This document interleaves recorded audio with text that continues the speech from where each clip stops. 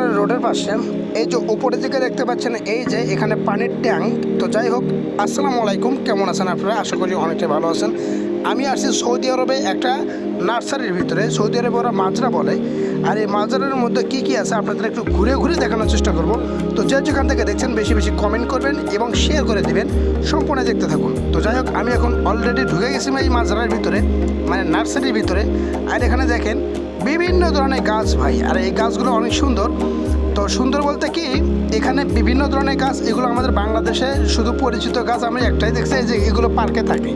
এই গাছগুলো পার্কে থাকে, সেগুলো আমরা চিনি। আর এই যে গাছগুলো দেখতে পাচ্ছেন, এগুলো জয়তুনের গাছ। সবচেয়ে বেশি পরিমাণ গাছ হচ্ছে জয়তুনের গাছ, এরা মানে নার্সারি করে। আঙ্গুরের গাছ, জয়তুনের গাছ। তো যাই হোক, আপনাদের দেখাই কি পরিমাণ গাছ। এই যে দেখেন কত পরিমাণ গাছ। কিন্তু আর একটা ইন্টারেস্টিং বিষয়, এই যে পাশে একটা ঘর দেখতে পাবেন আপনারা, এই যে ঘর, ওই যে দেখা যাচ্ছে কি মনিটর, মানে এখানে কম্পিউটারের হিসেবপাতিও আছে ভাই। এই নার্সারির ভিতরে কম্পিউটারের হিসেবপাতি। আর এই যে ফুলগুলো দেখেন, এই ফুলগুলো কিন্তু সচরাচর আমরা রোডে ঘাটে দেখে থাকি, লাগায় থাকে। তো যাই হোক, এই সেই পিলার, এই যে পানির ট্যাঙ্ক।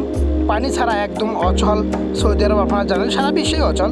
কিন্তু সৌদি আরবে যেহেতু রোদ বেশি, যার কারণে নার্সারি বিশেষ করে সবসময় পানির প্রয়োজন হয়, যার কারণে ওরা ট্যাঙ্ক বানায় রাখছে।